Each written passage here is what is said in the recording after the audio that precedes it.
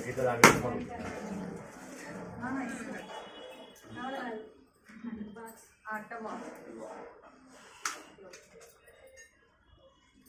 ముందుకు వచ్చి ఉద్వాసం చేస్తే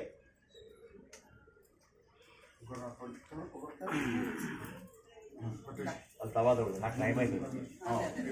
కూర్చుంటా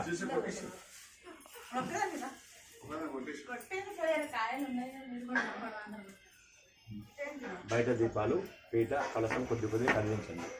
యజ్ఞేన యజ్ఞమైనంత దేవాః స్థానుమాన ప్రతమాన్యాసన్న దేహన కమ్మహిమాన సజంతే తపోద్వే సాధ్యాసంత దేవా అక్షంత తీసుకోండి